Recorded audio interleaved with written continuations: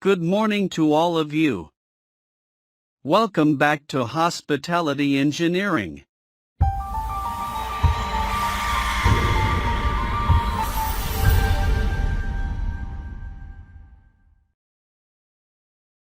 Today we continue Energy Conservation and Energy Efficiency Module 12. Water, Part 1.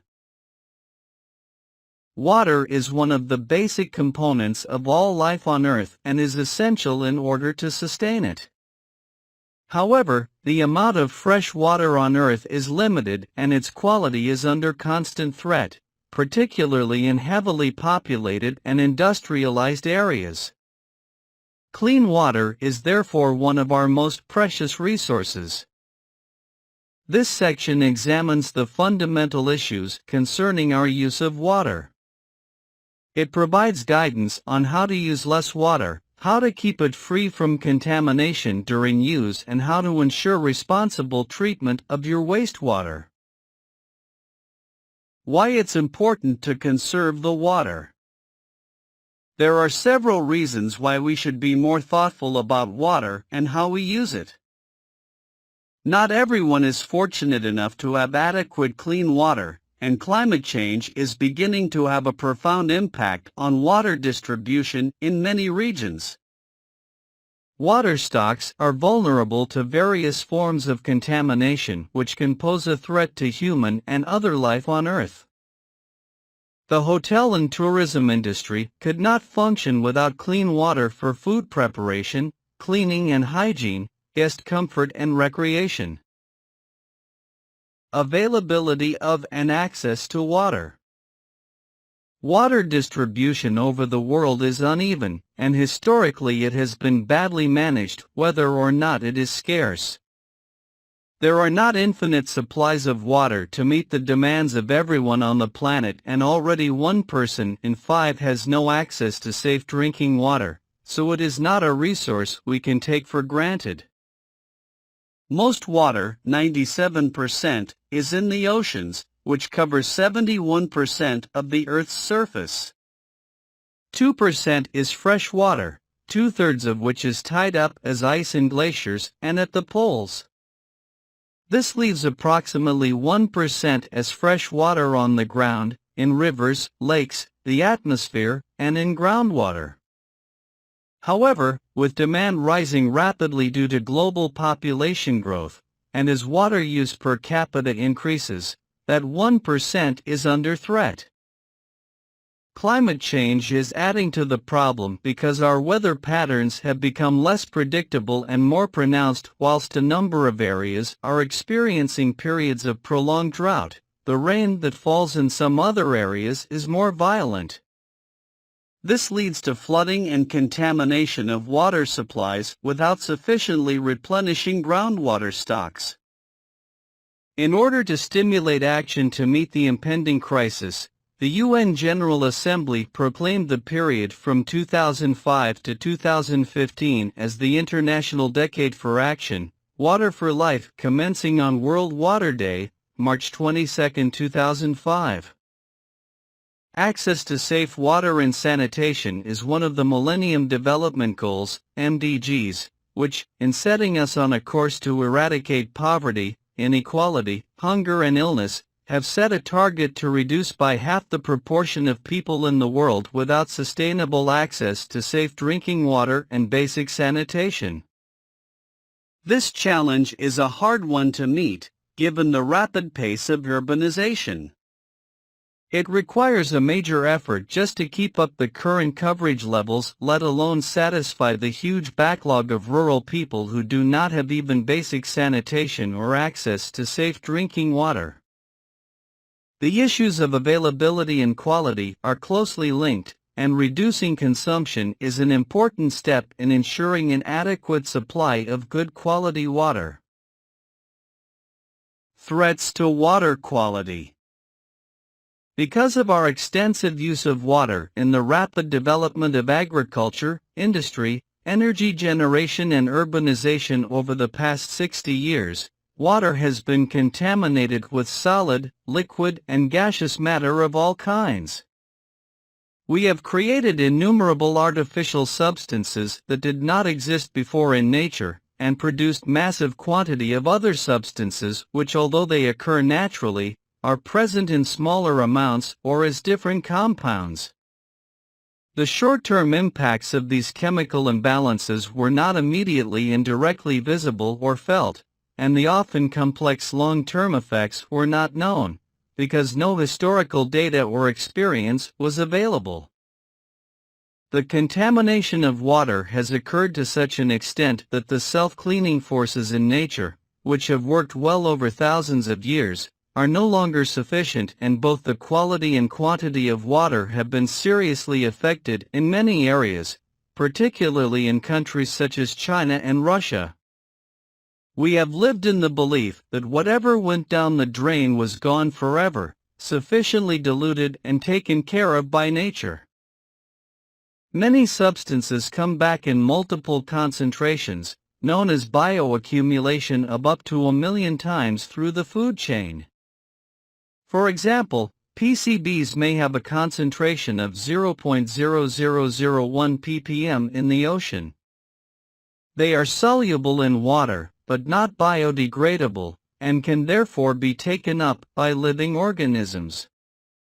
The fat tissues of living species absorb PCBs and gradually build up larger concentrations, because no degradation of the compounds takes place. With the law of eat and be eaten, the smallest organisms end up in large fish. Each time a larger species consumes a smaller one, an increase in the PCB concentrations in the tissues of the larger will result, and ultimately we might consume a fish with up to 10 ppm of PCBs. The disposal of hazardous chemicals into the drains will therefore come back to haunt us.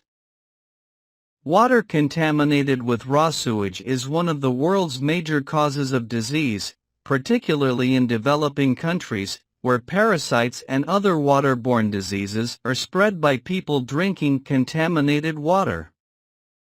The introduction of sewage into aquatic systems may lead to nutrient enrichment, causing eutrophication, where excessive growth of aquatic organisms depletes the oxygen in the water, causing it to become anaerobic and lifeless. Sewage will contaminate fresh water and oceans, causing serious problems to many living species. In more industrialized countries, untreated sewage can be more complex in its composition, due to the quantities of chemical substances discharged to the sewer.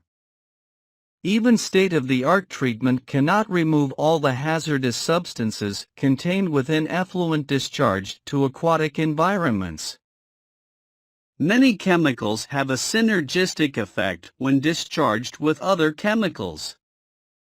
These effects may be beneficial or adverse. For example, if selenium is discharged with mercury, then the toxicity of the mercury to aquatic life is decreased.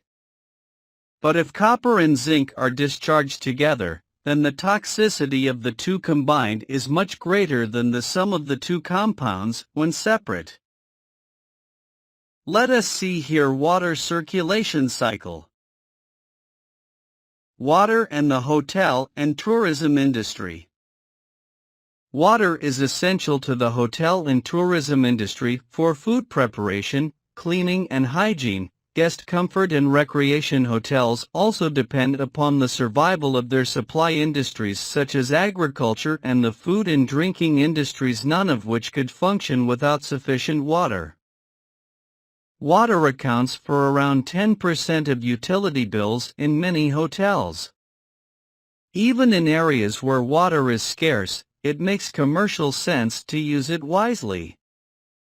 Most hotels pay for the water they consume twice, for its initial purchase and then to dispose of it as wastewater. Saving water reduces the amount of wastewater that needs to be treated, thereby lessening the risk of water pollution in rural or remote areas. It also ensures that local residents are not deprived of their essential supply depending on how water efficient they are to start with. Hotels can reduce the amount of water consumed per guest per night by up to 50% compared with Establishments with poor performance in water consumption. You can see here annual water consumption for hotel. Please see here water benchmark for luxury fully serviced hotels. The United Nations World Tourism Organization, UNWTO, and other bodies are concerned about the future of destinations where water patterns are altering as a consequence of climate change. Reduced precipitation and increased evaporation in some regions is creating water shortages and competition over water. There are other threats to the industry such as desertification and the increasing incidence of wildfires. Not only do they pose a risk to existing tourism infrastructure, but they could affect future demand flows and seasonality. Similarly, the increasing frequency of heavy precipitation in some regions is likely to lead to more floods and potential damage to historic architectural and cultural assets as well as to tourism infrastructure. Traveler and tourists will either concentrate visits into shorter time periods or they will go elsewhere. The people in these destinations whose livelihoods depend on tourism will suffer economically. In addition to helping to address the causes of climate change, hotels, together with other tourism operators, have a duty not to use more water than absolutely necessary and to ensure that the water they provide to their guests, customers and staff for drinking, washing and bathing is safe. They must also ensure they do not contaminate or compromise the supply of available water to the rest of the community. Sources of the water. Where does our water come from? Water is evaporated in pure form into the atmosphere, where it picks up dust and gases, causing it to precipitate as rain.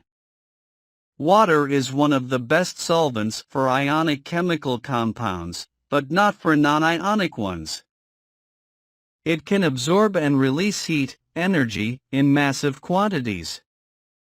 Unlike any other substance, water constantly recirculates between the atmosphere and the earth. Through the action of sun and wind, it evaporates from the surfaces of the oceans and continents. Condensation occurs as water vapor rises, forming clouds or fog, the water returning to earth as rain, snow or hail. Precipitation goes into rivers, lakes, sea, and on the ground. There it partially retains or continues its journey subsurface into the groundwater. Groundwater may go to rivers or oceans, reappear as springs, be pumped, or stay in the ground for centuries. Natural groundwater.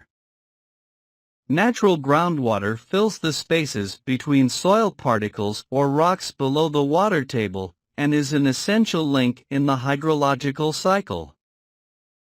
Rainfall becomes surface water when it reaches the ground, and where the ground it falls on is permeable, it begins to seep down towards an underground water level known as the water table. The depth of this water table and the time the water takes to reach it both vary greatly with the climate and geology of the area. Groundwater is lost from the ground either naturally, emerging as springs, or artificially, through pumping for human consumption and for irrigation purposes. There must be a balance between supply and loss. If loss exceeds supply, the water table drops. Springs. Natural springs or fountains have their origin in groundwater and can be a good source of supply. However, they are generally remote from where they are required. Lakes, natural and artificial. Owing to the shortage of groundwater in some locations, lakes have become a source of supply, depending on quality, either direct or through infiltration to replenish groundwater. However, quality is often poor. Rivers. Rivers are rarely in a condition that permits use without further treatment, being the waste streams of industry, agriculture and urbanization. To replenish insufficient groundwater reservoirs, river water may be infiltrated, directly or after pretreatment, into groundwater.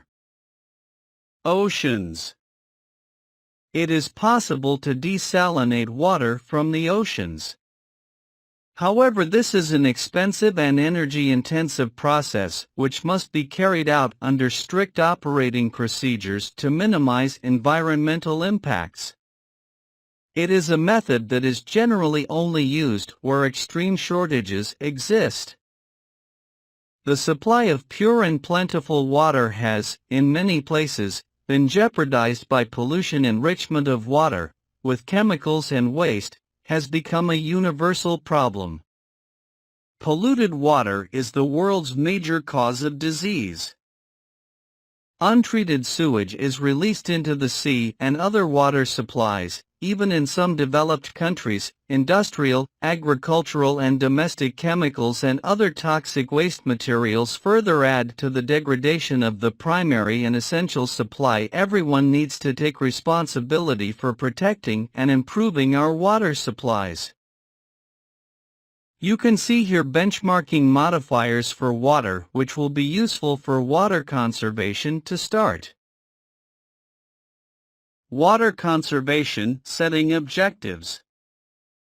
In striving to become more water efficient, your objectives should be to satisfy guests' needs while avoiding waste. Although your guests are likely to be much more water aware than even 10 years ago, they expect to be able to turn on the shower and for there to be a sufficient supply and pressure of water. You need to ensure adequate supplies by saving water in other areas, fitting appropriate water-saving equipment and educating your guests about how they can help you in your efforts to conserve water. Improve efficiency.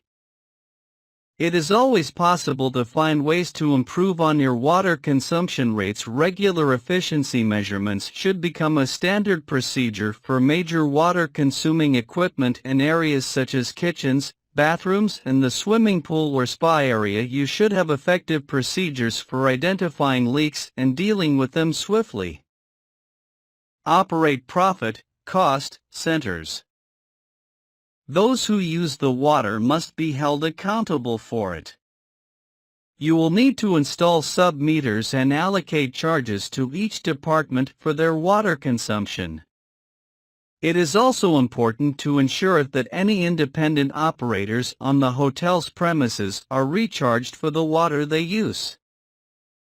Use performance criteria. You will need to develop and use performance criteria for each department, set targets and continuously monitor results. Invest in new technology. Constantly review available technology and assess whether it can help create efficiencies within your own hotel operation. Set high standards for new projects. When planning refurbishment, extensions or new buildings, it is important that, from the outset, you incorporate water efficiency measures in the form of low-flow showers and toilets that save water. Provide adequate training. Make sure that your staff are properly trained in all aspects of water conservation and that they put their training into practice. Your hotel action plan. In order to set and achieve relevant and realistic targets, you will need to invest time and resources in careful planning, organization, training, and follow-up. The basic steps are to carry out a water audit in the hotel, which will show you where the major water costs are and where savings can be made. Compare your total and departmental consumption figures with hotel industry benchmarks to determine the potential for savings so that you can prepare a summary of opportunities. Keep records of your monthly occupancy figures, i.e. the total number of guest nights. To calculate the water used per guest per night, divide the total water consumed in guest rooms by the number of guests for that month. If utility bill is in cubic meters rather than liters, multiply the number of liters by 0.001. Using the water audit results, establish realistic goals for each department and the entire hotel. Communicate the management's commitment to all employees and explain your objectives and goals clearly to them. Show them the current consumption data, the costs, and trends. Make sure that the entire workforce participates. Encourage them to put forward their ideas and proposals on how to reduce water consumption. Implement immediate water savings through changes in routine, such as not washing items under running water. Check regularly for leaks from properly cisterns, taps, and pipes, and that plugs in basins fit. Implement a program whereby guests can opt not to have towels and linens changed every day. Install sensors, low flow and other water-saving fittings in kitchens, guest bathrooms and public washrooms. Take advantage of any financial incentives being offered by your national or local government to install water-efficient technologies. Use opportunities to divert and capture rainwater harvesting, for reuse in the hotel grounds. Establish a monitoring and targeting system progress and take corrective action as necessary. Provide training. Staff must understand how to make prudent use of water and how to maintain equipment for optimum energy efficiency. Develop standard operating procedures, and continue to stimulate motivation by giving feedback. Reward success. Join forces with other hotels and provide mentoring to help them reduce their water consumption. We conclude Water Part 1 here, and thanks for watching. Hope you will implement appropriate measure to your hotel and start to conserve the water. Like and share this video and subscribe to our channel for more training videos. Thank you.